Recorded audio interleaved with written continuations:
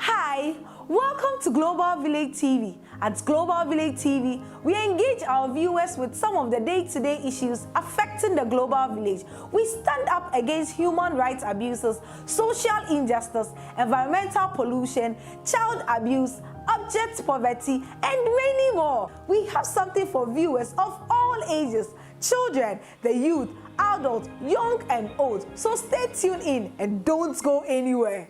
Hello, welcome to the Global Village Television.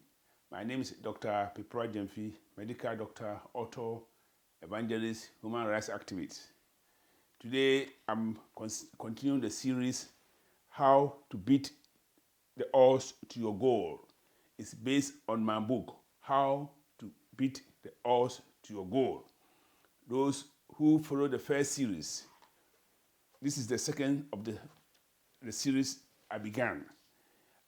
And I want to just briefly recap what we did in the first series. In the first series, I talked about factors to consider when setting our goals. Factors to consider when setting our goals. In the first place, what do you want to be? What do you want to be? Why do you want to be that? Our motivations, right? That is, you also have to consider our motivations, right? Then you have to consider, are we suitable for the task? And finally, are we setting achievable goals? So this is a recap of the first program. Factors to consider when setting our goal. Today, we are moving forward. So we have now set our goal. How do you achieve it? So working towards our goal. Working towards our goal. So as I said, I'm setting my own example from my life journey. How did I work towards the goal of becoming a medical doctor? First, thanks be to God. At the time I was born, Ghana was independent and there was a free compulsory education. So even though my parents were poor, I was able to go to school. But at that time, you had a type of education which favored the rich. Okay, there was three forms.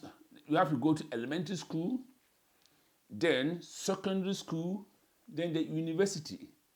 Okay, the elementary school, for people like myself, from the poor villages, it was a 10-year cycle. You have to attend it for 10 good years before you finished. And then from there, if you got good grades, you could then go to secondary school, and from secondary school to university. But the rich and the affluent, they sent their children to what you call preparatory school. They didn't go to the public elementary school because, so they sent them to preparatory school where after 6 years, they could pass they could sit what is called common entrance examination and go to secondary school. So the secondary school opened the other avenues for them to eventually go to university. But for somebody who grew up in a little Mpintimpi, the chances were very, very slim because the tuition was not good. And so even if you sat the common entrance, the earliest you could sit the common entrance was after year 8 or 9, or sometimes year 10.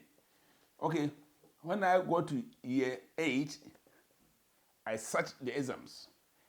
And you have to prepare. You have to read past questions. So I was determined. So you set the goal, but you have to work towards it. So eventually, in my school, there were 40 of us who took the exams. Only 2 of us passed. So I passed what you call the common entrance examination. As I said, the rich people, their children were passing at year 6 because their schools were different. They were preparing them for that. But me, I attempted it at year 8 and I passed. Okay. So it was a big leap towards my goal. So I was able to go to secondary school. Okay.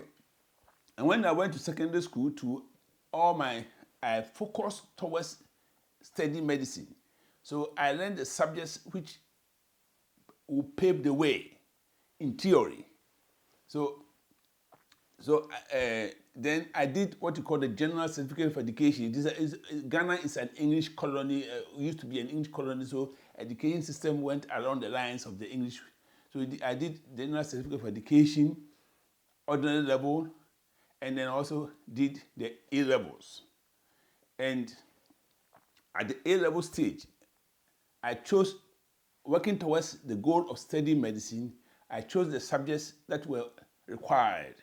At that time, everybody had to do chemistry and physics, and then the third subject should be either biology or mathematics.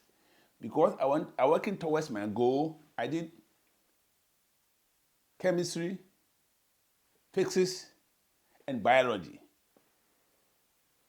During that time, there were only 2 medical schools in Ghana.